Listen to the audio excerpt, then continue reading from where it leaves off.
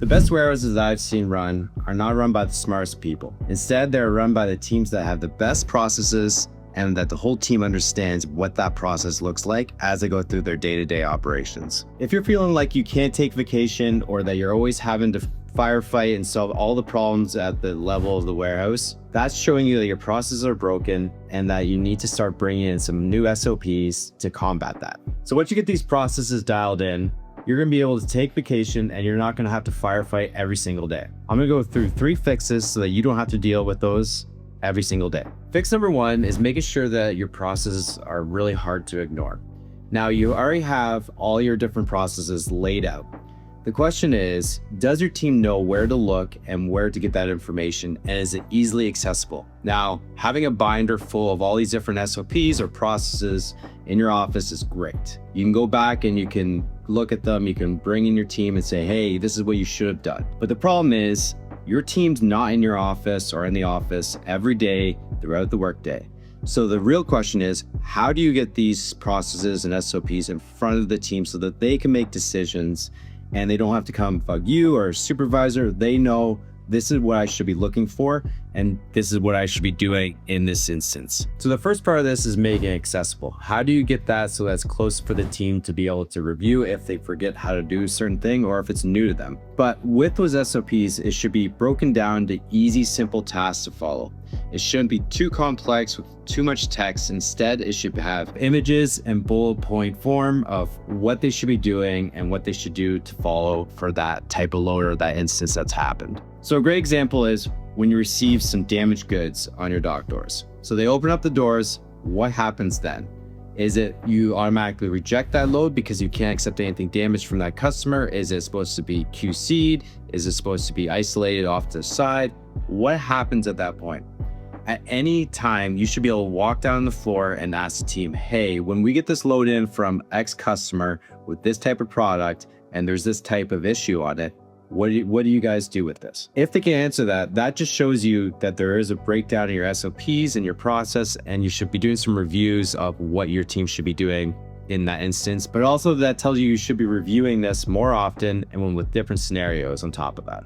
The key to all of this though is making sure that your team has access to this information. So putting things up like QR codes where your team can scan them and get information if they have cell phones or tablets on the floor. If not, making sure that there's stations that have either those binders or that documentation beside where that work's happening. So if it's the receiving, making sure that that receiving part of the facility has all those binders or documentation close by.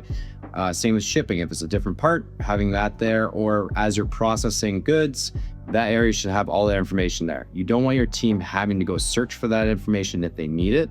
Instead, it should be there that it's easy to pick up and double check and make sure that they're doing the right thing. So 2 things you can do. First is that you should be doing a tour of your facility, looking at all the different stations that people are working and looking to see if that information is close by, it's close to hand, they can review. Second part of that is also making sure that all the SOPs have the right information there, that's up to date, that everything is close by and is what you would want to see. Every new hire that you have, as they're going through the process, they should be able to get all their information. Obviously, they're getting trained by other personnel, but when they have that one question, they should be able to grab the SOP, take a look at it, and it should be there. Review with those new hires at the end of the first week, first day, whatever that looks like, and asking them, hey, did you get all the information? What were some concerns? What were things that were confusing? What did you have to look up? All that should go back into those SOPs and make sure that they're there, accessible for your team. It's easy to write SOPs looking at when it's the perfect load or the perfect operations and write that down, and it's easy to follow. The real question happens when something bad happens or something that's unexpected happens. What do you do and how do you deal with that? That is the key of a really good SOP, is having that outlined and what those next steps are. So with your process, you should have your general outline of, perfect, ideal process, but then being able to break it down to when things go wrong. So being able to go to the next page of, okay, if a load shows up late, what happens? If this dock door, for whatever reason, is being used for too long, or if their driver is missing some paperwork, or that trailer or container is the wrong area. So what usually happens if that's not outlined, that person is going to go right to the supervisor, Now your supervisor has to troubleshoot or give the right answer and extract it from their day-to-day operations and what they have to follow up on. Or even worse, your teammate just makes an assumption and it's the wrong assumption and they go forward with it and it causes chaos for the rest of that shift. So what happens if your teammate had that process right there? Instead, they wouldn't have to bother your supervisor, where your supervisor would have to troubleshoot things, that there would be less errors and less mistakes.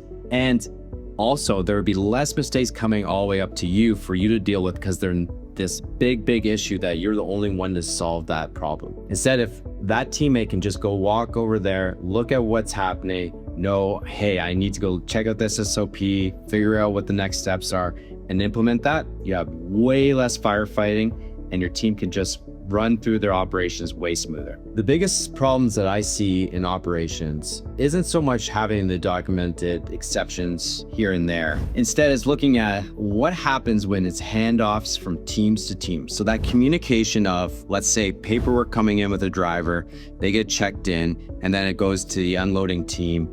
They unload it, and then there's some issues, and that has to come back to the person doing the paperwork on the other side. That is a lot of the issues that show up, is the communication breakdown. So making sure that your SOPs have, how do we communicate well between each team? What is required for each team and each next step of your operations? So that person gets checked in. What does that person unloading need? Making sure that all that paperwork is there, and that's part of the SOP, that they need to have all that paperwork there, who the customer is and that product, so that can all get put away into the right spot. Or if there's a QC issue, now we know what the next process looks like from that side. So with that miscommunication, how do you know what the next steps are, how to fix that? One of the things that you should listen for, and your supervisors should listen for, is people complaining about other departments. And usually it's not because, they set them up for failure. It's more that miscommunication and that communication breakdown happens. So when you hear, receiving is complaining about, front office all the time about missing paperwork, that's where you'll see those gaps and where those SOPs should come into play. Another one that's massive that you hear a lot, and there's in operations happens nonstop, is the sales and operations sides. So sales goes out there, they make their deal, but then when loads show up, no one knows what it's supposed to be, or if there's supposed to be some sort of exception to it or anything like that. And if you start hearing that, that's when you start looking at your operations and your SOPs and how can you improve that. The last biggest mistake, and maybe the hardest one to overcome, is making sure your SOPs are updated regularly. It's so easy to come in, lay out your process, say this is going to work well, and go on with your day-to-day and forget all about that. But that's when those breakdowns happen, you start having those issues show up. So you should be looking at reviewing these processes once a month, once a quarter, or at least at a bare minimum when an issue happens. When, let's say, a load comes in, it's got that damaged couple of pallets on it, and the team just put it away. Well, let's go back, review what the SOP actually said. Did you follow a process? Did we miss something?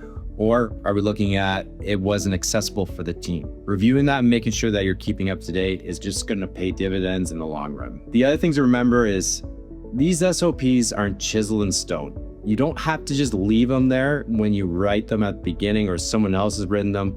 They are a living document. You got to update them nonstop.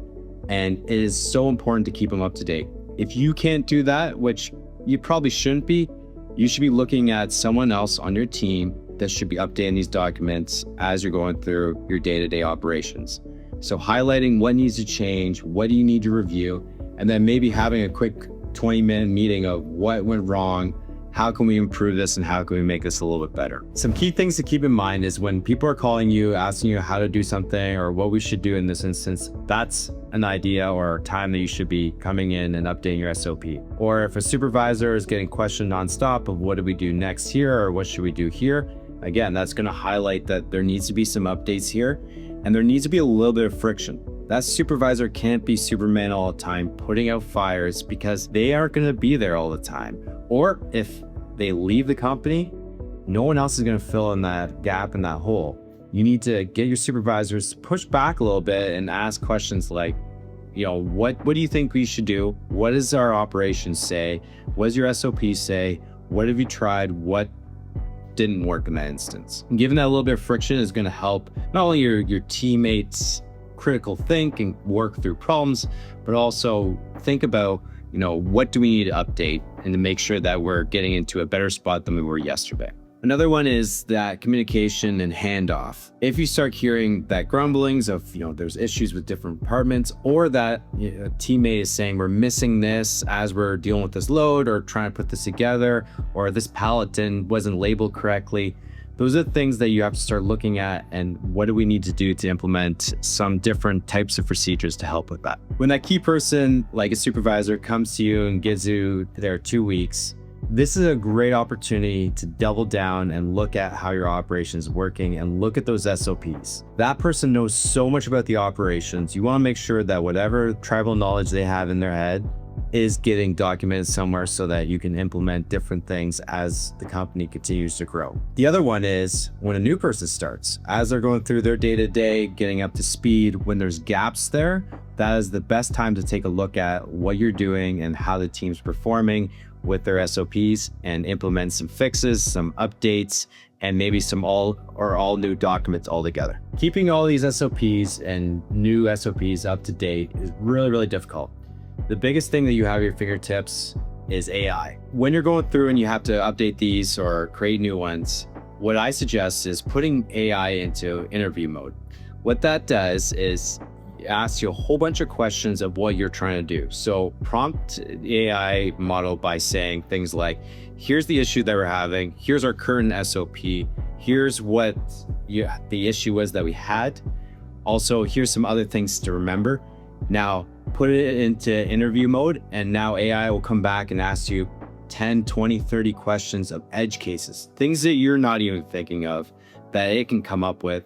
And you start prompting that, and now what it'll do is it'll come back to you with a new updated SOP that's going to have a lot of the edge cases that you weren't even thinking of. The other thing to do when you're prompting that is make sure it's not going crazy on being too verbose, and bringing down that into point form notes so that's really easy for your team to follow. You don't want your team sitting there trying to figure out all the steps. It should be really, really, really easy to follow and laid out. If you're looking to improve your warehouse processes, check out our next video.